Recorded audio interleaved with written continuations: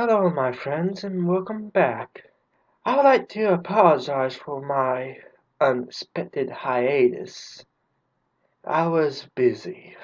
Now, back to our originally scheduled program. Sympathy, a TwiLuna story by Ch.6, Chapter 6. Groaning and straining, the aspect of chaos struggled to pry the window open, but the animate frame and glass steel panel refused his efforts. His claws blunted after many unsuccessful attempts to escape. Who knew Celestia had so much pent-up frustrations, or that she had written the book on Pony Sutra, or that Windpus he would turn into some sort of Malaysian goddess and overpower him, Discord, lord of chaos and chains, stuck in one form, imprisoned in a bedroom, and likely waiting another round of crush the demigod with Celestia's tuss when she finished with her boring orderly court duties. Oh, I'm just glad that Trek and the others can't see me now, the serpentine chimera moped, trudging back to sit on the edge of the bed, which had been abused so hard the legs had snapped off. The bed, the, he- the headboard had been broken in two and the bed itself lay on the floor. The clouds that made up the mattress, smelling strongly of vanilla and chocolate milk, and the rest of the furniture wasn't in a good state either. Discord had no idea one could use a bookshelf that way, or a set of drawers in so many uses in Pony Sutra. Surrounded by the magic disrupting properties of Celestia's spell and manipulation, his ability to teleport was severely limited, and there was only so much chaos could do chaos one could cause in a single room without magic, and the thought of sus up and walking out the door of their beloved Princess room in few every pony might accept Celestia at the scandal of him seen leaving her bedrooms, and Discord qualmed at the thought of what quailed at the thought of what Celestia might do to him for that. Of course she would have to catch me, Discord said aloud, tapping a blunt tongue against his lips in thought. No, best not risk it. But maybe a small rebellion? I'll go mad if I had to sit here all day with nothing to do. I've not sat still and done nothing since actually I don't think I ever done that. Yet his claws on reached his eagle clawed on like yet his eagle like arm reached for a scroll that lay within easy reach, jutting up from a pile of kindling that had been that had been once that once been a bookshelf. Discord's mind betrayed him, recalling Celestia's hind quarters dropping down on his face in an all-consuming, impalpable foe that blocked all light of vision and the only known scent of vanilla in his nose and mouth. Of course, there's a less time for everything, yes. I couldn't very well call myself the aspect of chaos if I didn't experience everything every now and then, right? Scratching back of his arm as the scroll has turned into a venomous serpent. The chimera aspect wrapped himself in his tail and burrowed deep into the cloud mattress, plugging his nose with the tufts of hair from the end of his tail and closing eyes, trying to think of happy, chaotic thoughts. I will never be able to eat anything with vanilla essence in it ever again. I'll never be able to eat anything. I'll never be able to eat anything with vanilla essence in it ever again. The lumpy clouds over the berry aspects shudder in response to that thought. Discord, writhing in a maelstrom of emotions.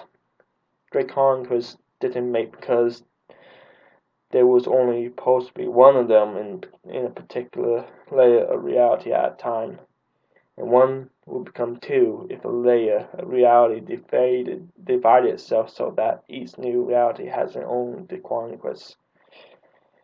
As the multiverse events were about to do to the multiverse, since all the realities of the multiverse was stacked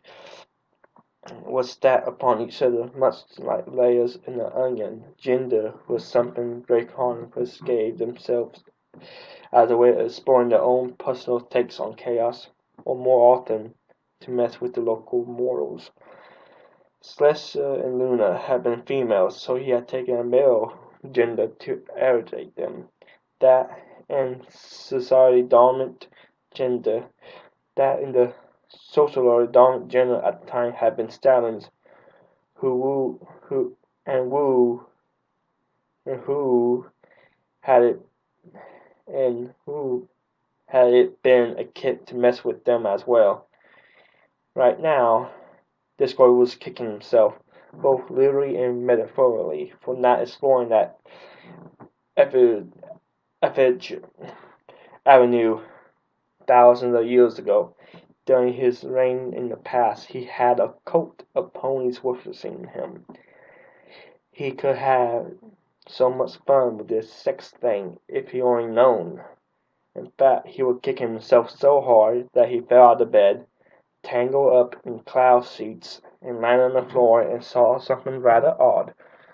No, not the Italian stallion that he had seen enough to last for an eternity. A large book with a cover made of dark, age-stained wood and faded red silk bindings. It likely had been hidden beside the bedside cabinet before the enforced molestation had knocked it over in a fit of rebellion. Discord grasped the book with his lion's paw and dragged it over to himself and flipped the cover over. He had seen enough degrees stain that he was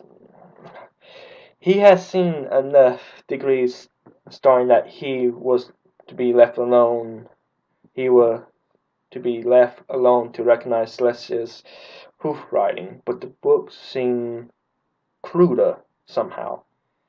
It was obviously Celestia's writing, but the words were smaller, less elegant, even scratched out in places. A grimoire? A novel? Discord wondered as he read the first few pages. As he read on, however, it seemed he come across Celestia's really hood diary. Tortures of delight soon gave way to the enforced silence, and then a scowl crossed Discord's chimeric face. He had never truly paid much attention to the pony tribes until he discovered that sentient life was much more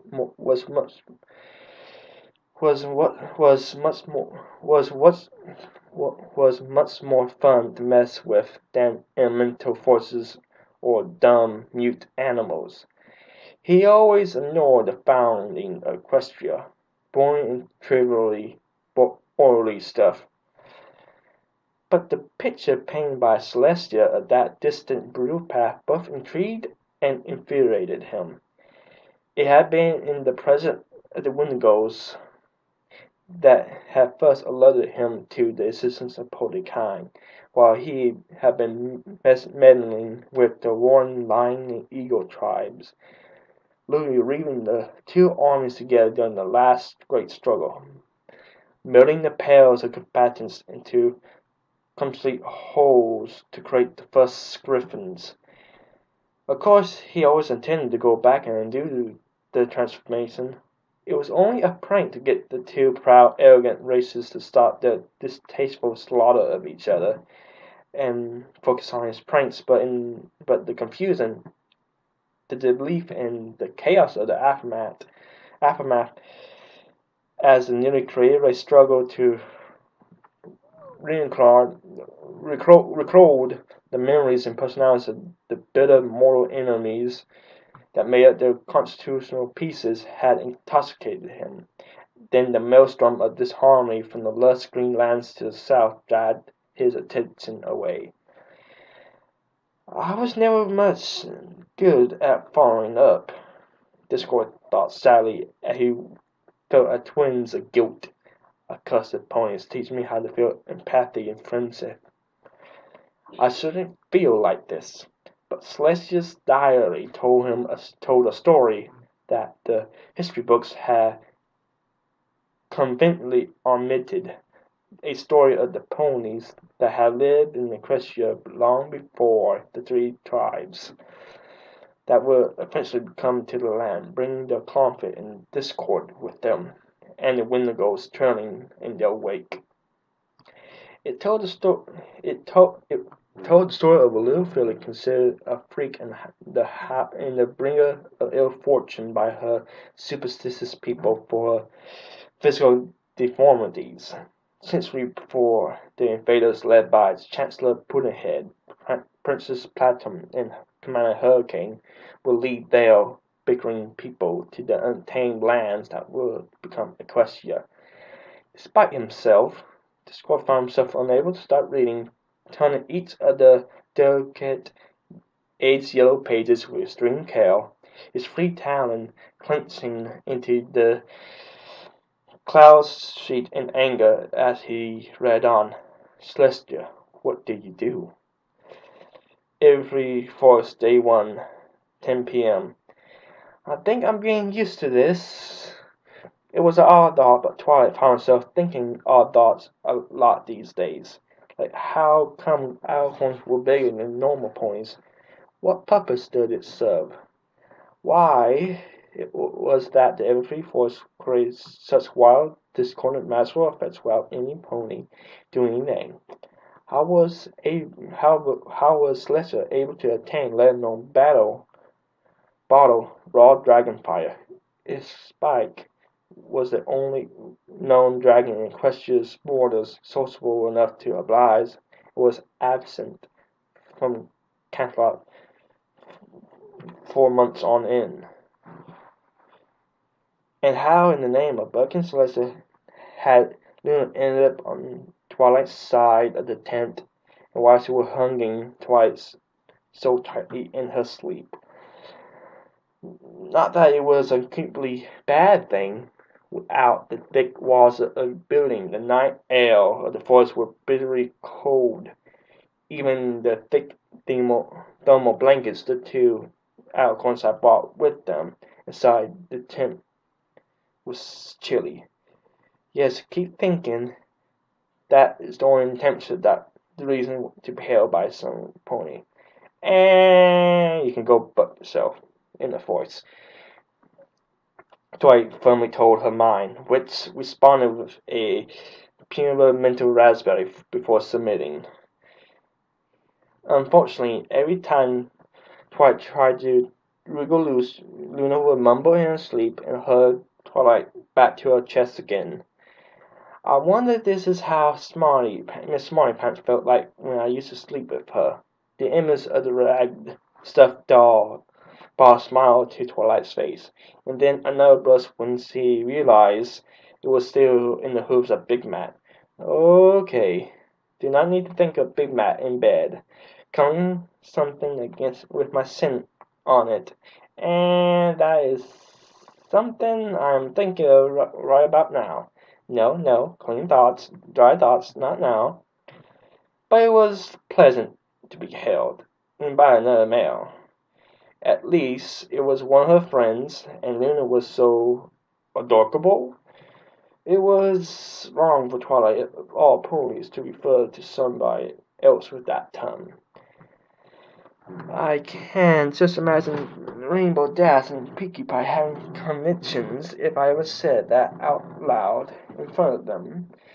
Twilight couldn't help but grin as she imagined the teasing she received. Oh, what the hey, why not? And so innocently, Twilight snuck a leg over Luna's side and returned the embrace. For a few moments, there was no such thing. No, there was no reaction. Then Luna mumbled something low and happy sounding in her sleep, nearly crushed Twilight for a sleeping hug, and finally relaxed enough that Twilight could breathe again. One thing I don't get, Twilight thought to herself as sleep began tugging on the back of her mind once again. Luna posed to be mostly nocturnal. How come she's able to sleep at night so easily then? Discard, Celeste whispered, creeping into her bedroom, more than a little nervous. Will he be angry? Night Court had sadly been unable to be cancelled due to the overwhelming number of nobles petitioning her for this and that, all of which were small, petty, and foolish. But given the state of the court, ... there was a muffled curse and the clatter of wood against stone. Then Discord's head popped up from under the ruins of her bed with a cheeky grin on his face. So, my dearest captor returns. Discord crooned, his head and neck swaying from side to side like one of the cobras of distant Saudi Arabia being chanced by one of the snake charmer's flutes. What now, oh molestia?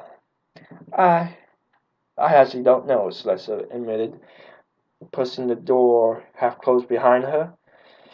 I did want to apologize for taking advantage of you like I did, but alas! Celeste's yelp came from the tip of Discord's long, serpentine tail, sneaking along the floor to brush over her teats, sticking up between her hind legs, and brushing the soft fur tip back and forth across the pink nipples. Oh, but Sally, I should be thanking you. All this time, and I never thought it was something so messy and fun. Discord chortled as Celeste danced from hoof to hoof, torn between laughter and rebukes at the chimeric aspect used his tail to gently tease Celeste away from the door. And the small shape rushed out the doors to freedom. Celestia's magical spell was powerful, but Discord had spent most of the day reading her ancient diary and focusing on a rather old trick of his, taking a piece from each of his component body parts in a silver horn, a piece of fur, a tiny scale, and binding them together with a drop of blood to make a familiar that would track down the one pony he felt could give him the opening he needed. It was old magic, very primitive and crude form of blood magic. And he had gambled that Celeste's spell, however powerful it was, would have been too complex to be able to detect and neutralize his work. As Celeste, still laughing half-heartedly, telling Discord to stop, collapsed on the remains of the bed next to him. Discord quickly distracted her with the rest of his body, while his tail swept back and carefully and quietly pushed the diary back under the shadowy remains of the furniture as Celestia's magic surged once more and enforced the anti-magic barrier across the room, slamming the doors shut. 5:25 a.m. When Twilight woke up again, midnight had passed, yet the dawn was still so very far away, and Twilight found herself willing to risk a little boldness as Celestia woke up. I mean, not Celestia, but Luna woke up when Twilight tried to move to a more comfortable position and moaning froze, going rigid against Twilight's body in shock. Luna, we need to talk about our problem. Could we have our lesson inside the tent where we got some privacy?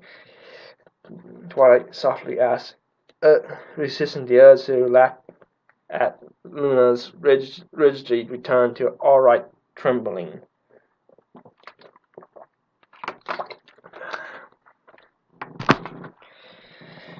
I guess so. But why are you in my bed? Luna stammered, her dark fur barely hiding the blush that was racing across her face right now. Actually, there's another thing I want to say. You're in my bed, Luna. Twilight pointed out, trying not to laugh at Luna's trembling double in strength. Luna? Bathroom! Luna shrieked, untangling herself from Twilight finally, before rushing out of the tent, tail billowing out behind her like a cloud. Did I just send the Lunar Princess fleeing out into the night? Twilight wondered, half horrified, half amazed. It looks like we're both worried about the physical side effects we're suffering from the sympathy between us.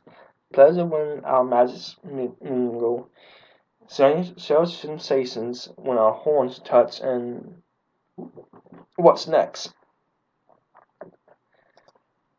But that treacherous train of thought did give Twilight an idea. Lifting an ornate carved wooden box to her side, the young Alicorn opened the lid and removed the two braces from within, the silk-lined insides, grimacing as her hooves tingled from the feel of cold iron, and another tingle from her form as her magic-sensitive organ held the strange aura that radiated from the relics. If Celestia is right, if we each wear a shackle and have Sympathy's core nearby, any overflow of magic will be restored within the core, meaning that rather than sparking each other silly, we why did I just use that term? Twilight's dry analysis turned damp as soon as he had said sparked, mirroring the sensations as she and Luna held each other during the instant in Celestia's bed all too cleanly. And yet you liked it, a small force in the back of Twilight's head remarked. You stay out of this. I could lose Luna as a friend. This has to be handled right or else. Twilight snapped back at the inner force, furious at herself. I like you, Luna. She's a good friend and she's wonderful. I don't want to lose that. Who said you lose her? She likes it too. You know that. You felt that. The force replied snarkily, an images of Lila and Bonbon flashing into her mind for a moment. It's not a bad thing to love another male. Lots of males do it. Yes, it is strange that we have so many males and so few stallions. Twilight replied to her inner force, recalling the main theories on the gender imbalance, and too emotional to realize that she was fulfilling the first sign of madness. I know lots of males end up with having phones on their own without partners or in same-sex relationships. See, you like Luna. You share a lot of interests, and the sympathy between you will inevitably result in more encounters between you both. And surely it would be best to clear the air between you. That that does make a kind of sense. But wait, no, we're just friends. Just friends. We just had a oh my. Twilight clapped both her hooves on her face and whimpered, trying to will the memories of Luna's body thrashing against beneath her own to go away. This this is all kind of strange. I never actually thought about relationships like this before, and I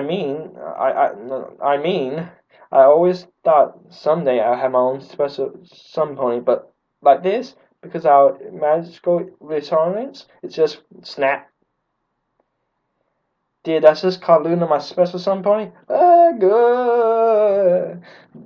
Twilight mentally screamed internally, rolling back and forth under the covers in mental agony. Wait, this is so sudden. It's just the sympathy messing with my head, our heads. I'm not a filly fooler, am I? Twilight's only hope was whoever this mysterious pony that Luna kept referring to would arise soon and give both Luna and herself somebody to focus on than each other. 6:30 a.m. The remaining members of the Element Sparrows had gathered in their library, home of their absent friend, well before most of Ponyville was out of their homes, let alone beds, intending to have a talk about the current situation without letting other ponies in on the topic. A difficult enough task these days, with the usual gossip mongers of Ponyville all snooping around their homes and businesses.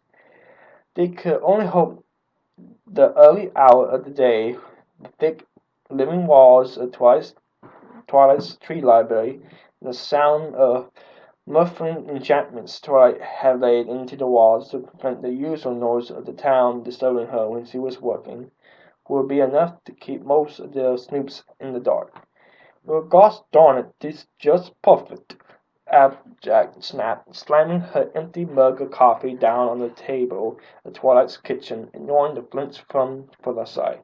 Just a Big Mac up and leaves me to fix the barn roof all my own, and he makes off with our wagon so much without a word to me or Granny Smith in the process. Then Time Turner goes missing, and Duppy rides that thunder cloud of hers through the half houses in Ponyville looking for him. And now you're saying you got a mini Discord living with you? Yes. I don't know exactly how Discord did it, but he made a small Discord to ask me for help with some sort of bus. But he was so frank, he was making sense at all, even for Discord. But I bought him some vanilla flavored tea to calm him down. The poor D had a fit right on the spot. Plus, I replied meekly, fizzing in place in the library. I wish he'd tell me what actually happened. He's not making any sense. Well, less sense than he normally does. Something about a plot that ought to get him in the need to fight or find a bush of some kind. I think, I think, think you mean a plot to get him, dearie. Rarity replied, tittering. No, I'm positive he was screaming about a plot that's out to get him. And after he went and hid in my shop door, I did say he was making less sense than usual, the Yellow Pegasus explained, giving a small shrug at the latest bout of weirdness from a chaotic friend. Okay, enough about Discord Dipnord. More importantly, will the buck all the stallions in town going? Rainbow Dash shot onto her hooves, prancing angrily in a circle around her friends. First, Big Mac ditches a job. Big Mac ditching that just doesn't happen. Then, secondly, time tellers go away without taking Duppy with him. I thought they were joined at the Killing March these days. I say, totally crazy, and even I don't know what's going on, Piggy Pie added, pausing only to literally inhale a donut before continuing. I was hoping my peaky sense would clue me in what's happening, but nada, nothing zinks. I know something's up, but I'm not getting anything on my radar. Well, I guess I should tell you guys that I delivered a letter to Midmat yesterday morning. Spike commented from the kitchen. We were making cups of coffee for everyone. It's weird. I never knew Big Mac and Princess were pen pals. The hiss of the firemellows, all gasping in surprise, was all the warning Spike had before the word exploded into the clatter of hooves on the polished wooden floors of the library, and then the dull thump of those same hooves on Spike himself, pushing the baby dragon down onto the kitchen floor. When this happened, Realty, Rainbow Dash, and Pinky all roared at once, with Applejack splitting in shock, holding a fainted Fluttershy in her hooves. I don't know. I just got a letter for Big Mac, which haven't happened in months, and I went out the door to deliver it to Applejack's. Big Mac was walking up the street towards the library. That's all I know, I swear. Spike blubbered, scratching vainly at the floor to get away from the 3 sets of hooves that had him pinned down. Of all the... Dang it, girls! Let the young un up! Applejack yelled over the bickering ponies as he gently put Fluttershy down on the floor, then resorted to manually pulling the 3 males off of Spike. Rainbow Dash was the easiest to pull off of Spike, reeling back in shock once her initial spike of anger had worn off. But it was a challenge even for Applejack's great strength to pull Rarity off of Spike, the fascinated the man on the juicy details and babbling about scandals. And that's why, and why you didn't tell me sooner that Big Mike had a pen pal. I could have thrown him a consolation party of getting a pen pal party. Congratulations parties on getting a pen pal party. Pinkie Pie demanded, lest be pulled off a Spike, clinging to the baby dragon like chewing gum caught between the hoof and the ground before finally snapping off, causing her and Applejack to fly backwards into the library proper and knock several shelves worth of books onto the floor. This is unheard of. A princess, a nation, and a commoner. Oh heavens! What a scandal! What an uproar! How romantic! Rarity squealed, heedless of the dirty looks being shot her way by everyone else, as he hurled her hooves to her cheeks and blushed furiously. Rarity, I don't think it was that kind of letter. I just handed it over to Big Mac. He read it. He gave it back to me and headed back to the apple farm. He wasn't even nervous. Spike replied, grunting as he ran a claw over the sore parts of his body. No doubt the start of several large hoof-shaped bruises under his scales. And my brother ain't the kind of pony that be taking the milk for a roll in the hay without marrying her first. And since we ain't heard about no second royal wedding, you can just plain forget all that little fancy Rarity. The peach-coated foreign point snapped in return, her mind filling in with a fancy of very nice Big Mac. Her princely boy Celestia walking down the aisle with the entire Christian Royal Guard walking behind them, shotguns aimed squared at Big Mac's back. Letter, where's the letter? Rarity demanded, a frightened gleam in her eyes. Pikey Wikey, we need to see that letter. Now wait just one apple-picking minute. That there was private correspondence between my brother and the Princess Celestia. Noble ain't got the right to snoop on that.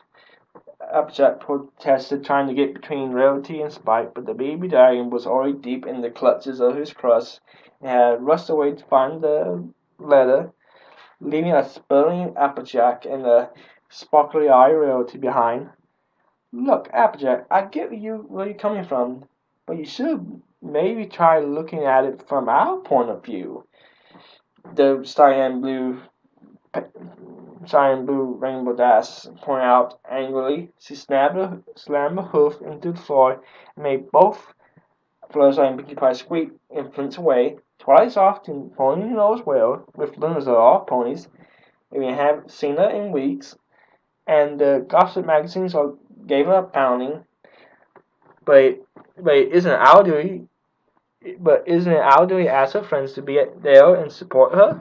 Well, I guess we should know where she is, just in case of an emergency, Applejack concluded after several moments of thought. But don't y'all forget Princess Celestia invoked a royal decree on this. I don't think being the Miss Harmony gonna get us out of this pickle if she done find out. Yeah, whatever. Spike, you got that letter yet? The rainbow mane male sorted in a obviously foul mood as the baby dragon came rushing down the cells, holding the offending letter aloof in one claw. Yep, got it right here, Spike replied, still grinning foolishly and no doubt in the grip of some fantasy following reality right now. Good, now gimme! Snatching the letter away, Applejack took to her wings, hovering just out of every pony's reach as she read through the letter with a furious growl. The what?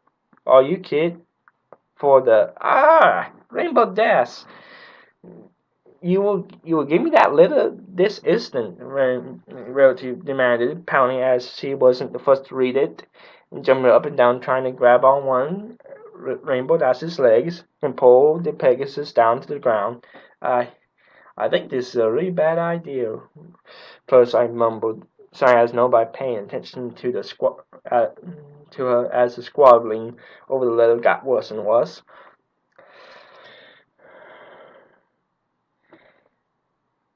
7:10 a.m. The feel of the cold shackle around her right forehoof and the subtle tingling of the enchantments within the crude pig iron device attuned themselves to her own magical resonance made Luna shiver with very suppressed whine of fear.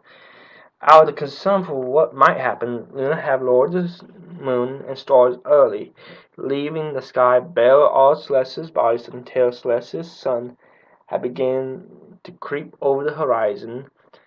It had pained her to do so, but the risk. Many times in the history of Acacia had the shackled star swirl been misused, and Luna herself had once been a victim of the shackles.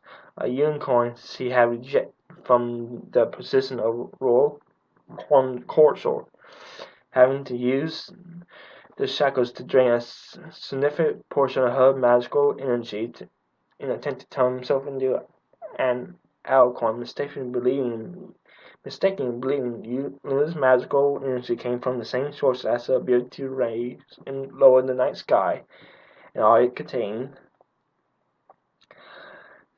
Celestia had come running, full rage and righteous indignation with the royal guard of that era, vainly trying to keep up with their enraged princess. Before the guards caught up with their leader, the princesses had left that cave together in tears, leaving the mewing, pitiful thing that once been a proud and cruel unicorn had wrapped herself into to die alone from the fatally of the flawed transformation spell. Even though Twilight had been more than willing for Luna to wear the Master Shackle, the mere thought of such sorcery on her person caused the Lunar Princess no end of trepidation. Even though Twilight had been so gracious to let me wear the Master Shackle, I still feel nervous. What if this doesn't work? What if Twilight is harmed by my power? And what happens if we have another episode? Can our friendship survive it? Okay, I think the shackles are ready. We had gone through all the rituals and scrolls we had on hoof. Are you ready, Luna? Twilight asked, holding her left forehoof up and staring hard at the shackles she wore. In front of the two princesses was the pumpkin-sized cube of rose quartz known as Sympathy's core, which would hopefully support the assist magic the two created when they experience a sympathy towards each other. If it works, they will they'll not have to worry about their magics overlapping causing issues. If it didn't, they were in for a long haul in the every force until they could manually control the side effects that the sympathy caused them. If Twilight and I cannot cast spells around each other without having linked up like this, I feel we may have to remain separated from each other forever. Luna thought to herself, feeling an ache in her heart at the thought of never being able to be around Twilight again. Her first real friend in over 1,000 years. And I will ever be ready, Twilight. As I will ever be, Twilight. I know only the theory on how the shackles work, but from the scrolls Sister gave us, the magic should be fairly intuitive to use. Luna replied softly, repressing the urge to once again flee the tent, and the small unicorn, whom was despairingly and intoxicatedly pressed against Luna's side under the blankets. We will start with a small test and work our way up from there. We both will attempt to feel Empathy's core, a small trickle, feed Empathy's core a small trickle of magic and see what results is. Sounds safe enough, Twilight added, getting a nervous grin before her horn began to glow with her pale lavender magic. Then Luna made her own horn glow with her dusty, translucent blue magic. The two alicorns leaned down on the cube of pink quartz and placing their horns on the artifact, whirling their magic into it. As before, both nostrils as arcs of their magic snapped from one horn to another, but both did their best to ignore the sensations the sympathy caused them, focusing on their attention solely on Empathy's core. And after a close to a minute effort, Empathy's core remained annoyingly devoid of magic despite their efforts. The magic literally slid right off the surface of the rose quartz like water off a duck's back. Maybe we had to focus our magic through the shackles. Twilight envisaged as both magic and princess as both princesses stopped trying to channel their magic into the artifact and reread the scrolls on Empathy's crystal core. The Empathy's crystal the Empathy's core crystal.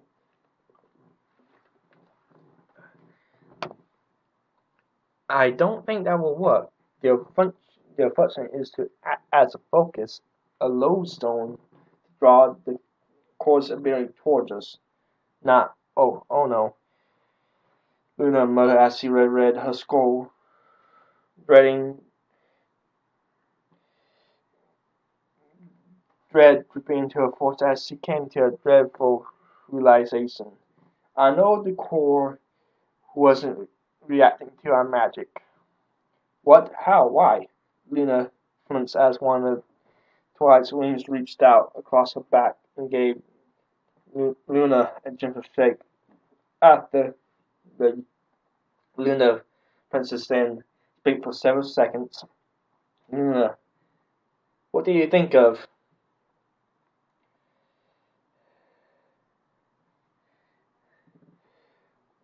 Our magic wasn't. Oh, this is Twilight. I'm so sorry. Luna tried to escape Twilight's grip, but caught on the thuds of a newborn discovery. New discovery. The younger Alcorn's grip was like that of a lamprey. I'll drag us both in. I'll drag us both into the Everfree River before she relents. Empathic Cord didn't react to our magic because it wasn't mingled. The artifact was designed to absorb two types of magic that had been melded together by a sympathy. We need to do that for the core to work. Blushing furiously, Luna watched as Twilight absorbed the news, going from confusion to open-mouthed shock, then spluttering understanding. So we spark each other and see what the core does. Twilight mumbled, unable to look Luna in the face, not retracting her wing from across Luna's back. If you are fortunate, the core will absorb the excess magic the, the sparking will recreate, leaving us with clear minds and an abundant source of magic to draw upon while our own natural reserves restore themselves. Luna replied softly, biting her lower lip in thought, before extending one of her own wings across Twilight's back. The moment we can't endure it anymore, we stop, alright? That's a good plan. It's just another thought I'll be that we I just know that I swung that way. The younger Alcorn whispered, shaking at Luna's side, her primary flight feathers digging deep into Luna's fur. It's not it's not as if you're fully foolish, Twilight. I know Lucretia has come a long way since my banishment.